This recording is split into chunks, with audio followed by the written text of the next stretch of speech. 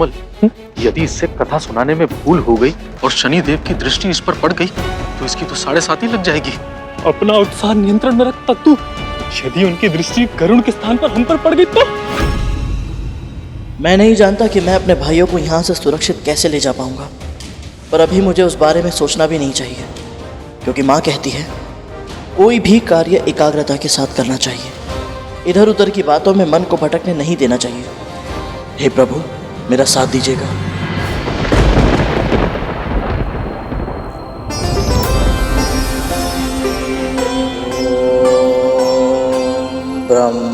ब्रह्मदेवाय नमः।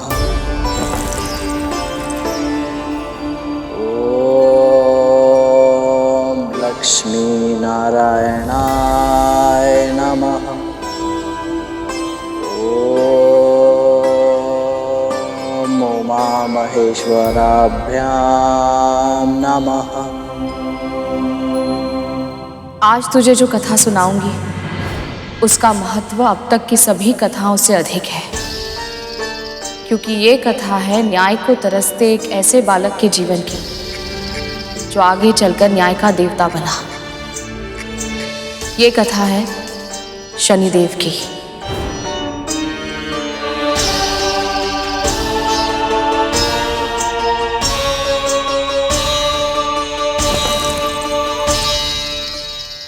ये कथा उन शनिदेव की है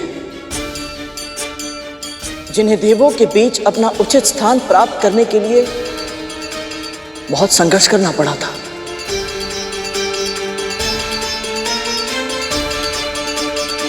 सूर्य ने त्यागा जिस पत्नी को, पुत्र रूप में उसके गर्भ में आए। शनि देव के ताप तेज को उनके पिता भी जान न पाए। ये क्या कह रहा है गरुड़? ऐसे कटु वचन निकालेगा तो? शनिदेव की वक्र दृष्टि आज निश्चित हमारा भाग्य बन जाएगी। सूर्य देव का विवाह हुआ था विश्वकर्मा की पुत्री संज्ञा से। 3 संतानों का जन्म हुआ था इसी दैवीय योग से। पहले पुत्र वैवस्वत मनु, दूसरे यम और तीसरी यमुना कहलाई। कालांतर में बनी नदी और अद्भुत उन्होंने कीर्ति पाई। विवाह को बीते वर्षों फिर भी स्वामी के तेज को था सहना कठिन। झुलसता था अब भी संज्ञा का तन, उदासीन हो रहा था सूर्य कमल। उदास और खिन्न एक दिन भ्रमण कर रही थी संज्ञा, जब दिखी उन्हें अपनी छाया और विचार एक मन में आया।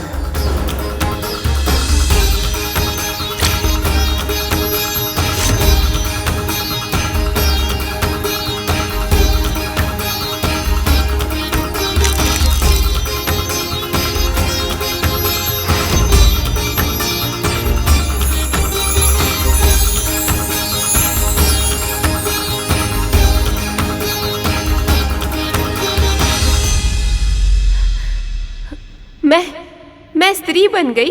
आपने मेरी रचना की है। आज आपने एक छाया को काया दी है। ये मेरा बहुत बड़ा सौभाग्य है। मैं कृतज्ञ हो गई देवी संज्ञा। ये कृतज्ञता तुम्हें अपने कर्मों में दिखानी होगी।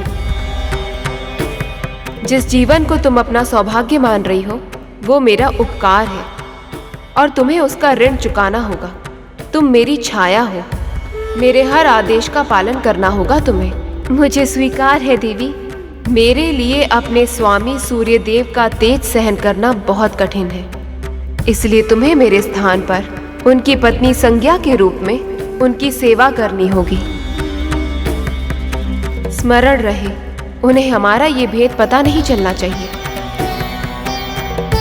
मैं तप के लिए जा रही हूँ। जब तक लौटकर नहीं आती, मेरे स्वामी और मेरे संतानों की सेवा करना ही तुम्हारा धर्म है।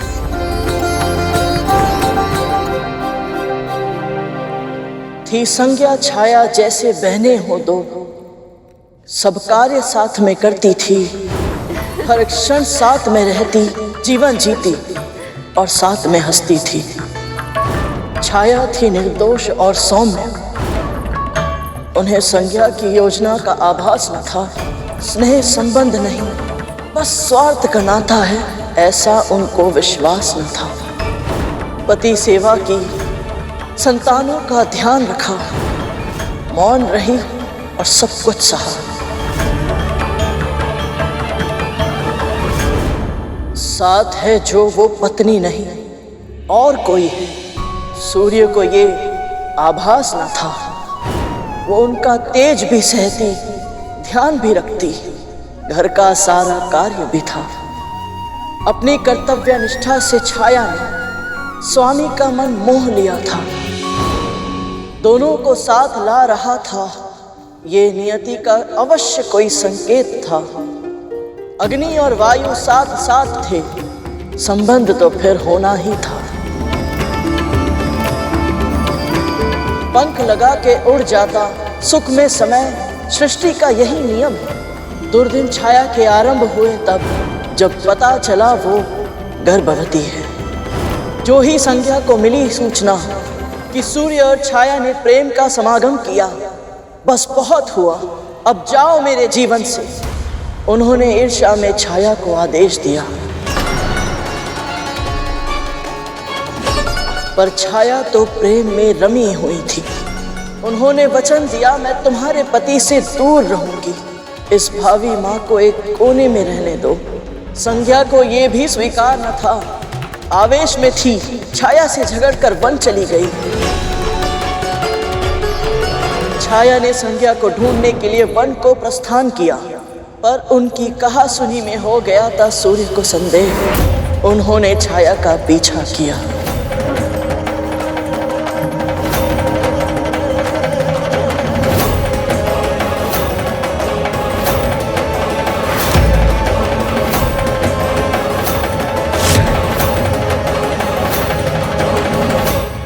देवी,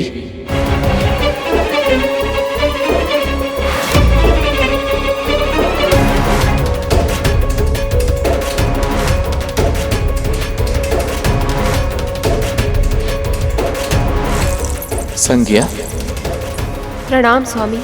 तुम यहाँ? तो फिर ये कौन है?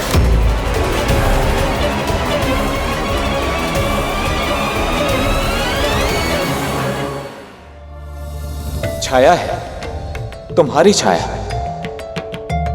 तो क्या मैं अब तक इसके साथ?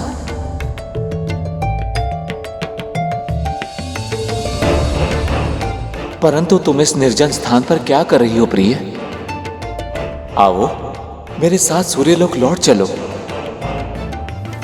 मैं केवल तुमसे प्रेम करता हूं प्रिय, तुम्हारी छाया का मेरे लिए कोई महत्व नहीं है।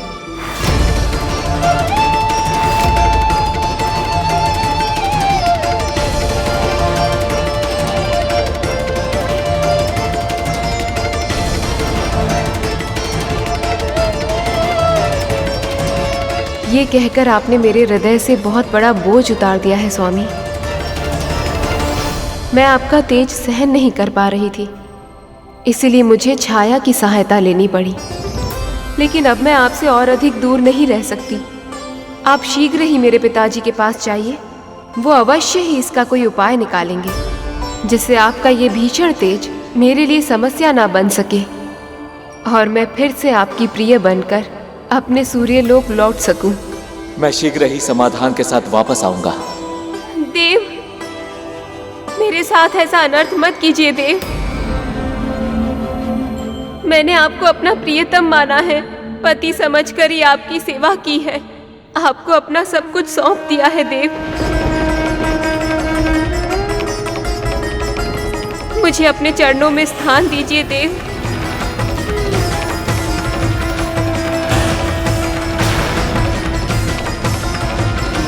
आपकी विरह के क्षण अब और शेष नहीं है देवी संज्ञा। ये विरह के क्षण शीघ्र ही समाप्त होंगे, ये मेरा वचन है।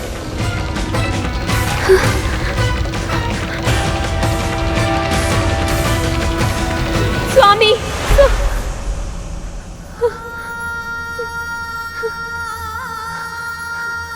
अब आप ही मेरी सहायता कीजिए देवी संज्ञा। आप ही कहिए न स्वामी से, ऐसे मेरा तिरस्कार ना करें, अपना ले मुझे। मेरे मन की पीड़ा को आपसे अधिक और कौन समझेगा। आप मेरी बड़ी बहन जैसी हैं। बहन? कौन सी बड़ी बहन? कैसी बड़ी बहन? नाता जोड़कर मुझसे मेरा अधिकार छीनना चाहती हो? तुम केवल एक दासी हो। एक सेविका बनकर मेरी अनुपस्थिति में तुमने उनकी सेवा की है। परंतु अब मैं लौटने वाली हूँ। स्वामी का हृदय केवल मेरा है। जितना शीघ्र तुम अपना स्थान पहचान लो, तुम्हारे लिए उतना ही उत्तम होगा। कार्य दासी के और स्वप्न महारानी के।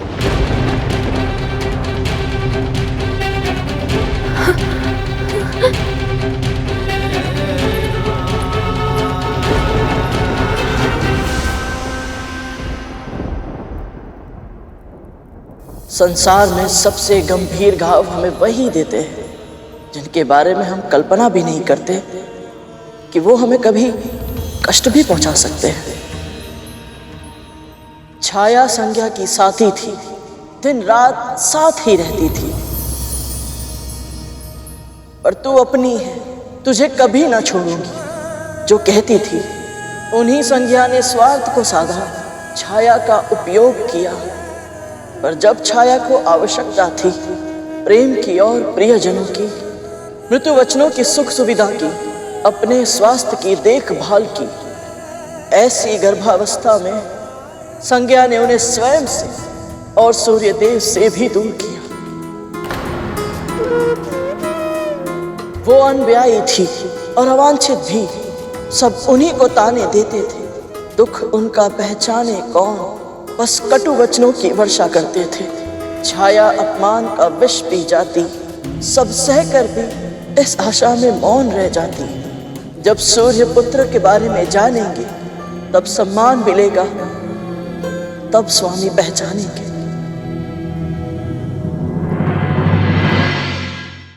जैसे मैं डिम में रहकर भी अपनी मां की पीड़ा को अनुभव कर पाता था, वैसे आप भी गर्भ में थे देव, और अपनी मां के कष्ट आपसे छिपे हुए नहीं थे।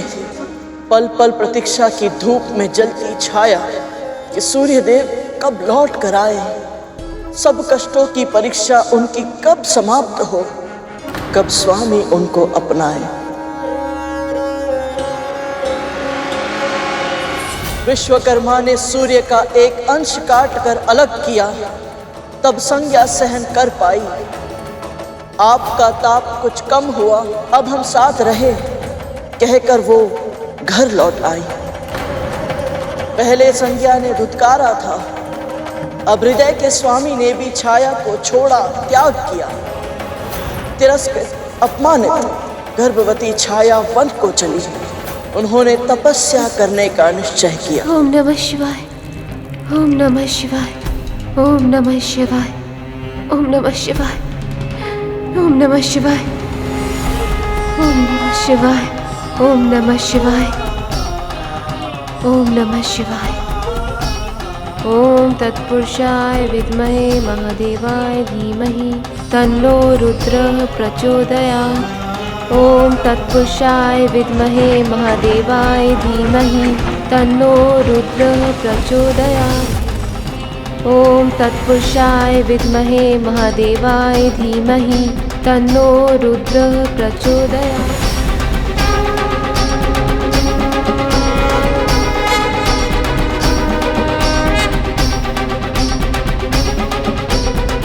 आपका उद्देश्य पूर्ण हुआ देवी।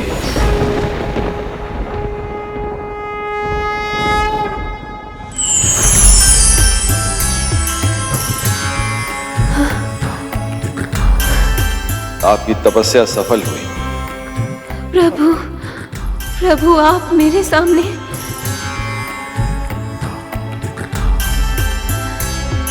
गर्भवती स्त्री के लिए संसार में सबसे महत्वपूर्ण होता है उसके गर्भ में पोषण पा रही संतान। मैं आपको वरदान देता हूं देवी, आपका पुत्र आपके कुल का नाम और भी ऊंचा करेगा। यश और कीर्ति को असीमित रूप से आगे बढ़ाएगा आपका पुत्र।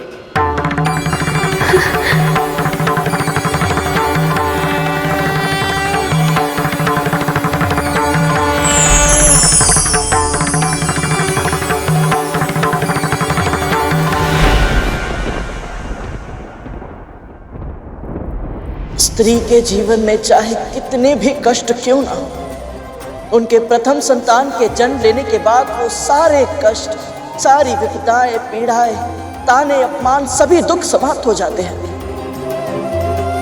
पर ये सुख ना मेरी माँ को मिला, ना आपकी माँ को मिला देव।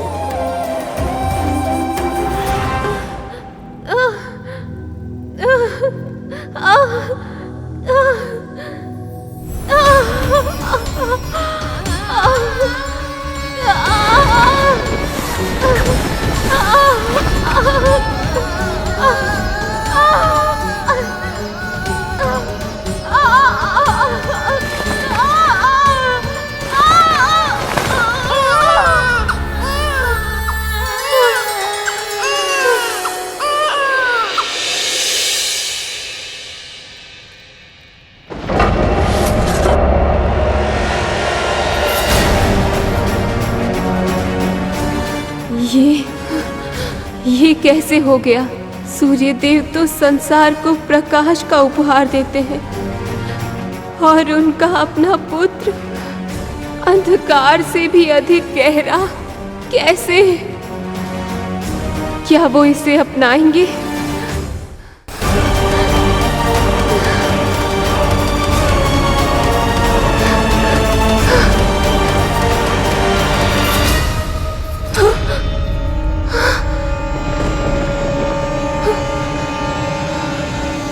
माँ,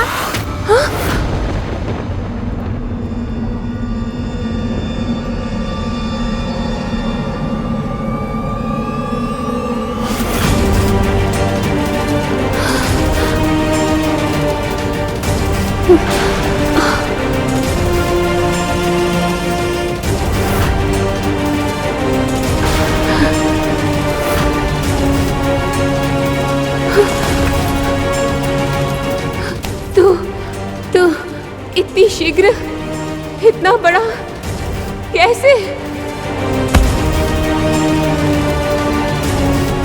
जब माँ कष्ट में हो तो संतान उसके दुख दूर करना चाहती है माँ, पर विवश होती है संतान माँ, और ऐसे में उसके भीतर अपनी माँ के लिए समर्थ बन पाने की हट जन्म लेती है, और उस हट के प्रभाव से उनका विकास अन्य बच्चों की तुलना में अधिक होता है माँ। ऐसे बच्चे शीघ्र ही बड़े हो जाते हैं माँ। मैं आपकी पीड़ा को तब से जानता हूँ जब मैं आपके गर्भ में आया था। आपके हर कष्ट को अनुभव किया है मैंने, और अब मैं आपको आपका अधिकार दिलाऊंगा। मेरे साथ चलिए माँ, हम सूर्यलोक जाएंगे।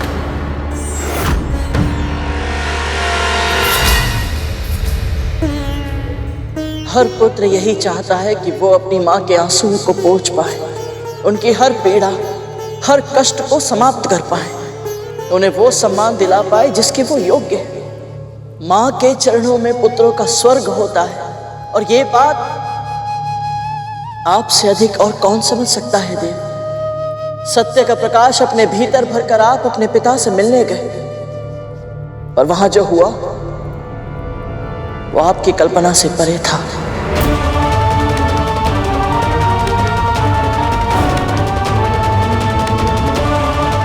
प्रणाम देव। बिना अनुमति मेरे दरबार में घुसने का दुस्साहस, कौन हो तुम दोनों?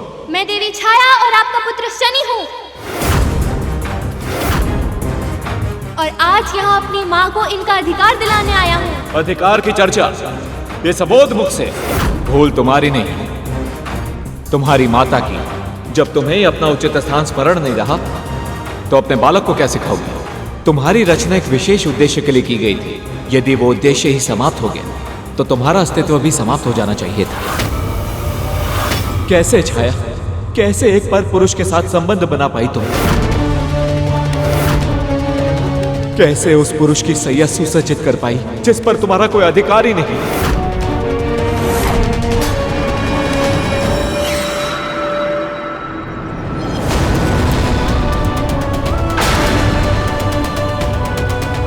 ये क्या कर रहा है गरुड़? शनिदेव के समक्ष ही उनके अपमान की कथा सुना रहा है।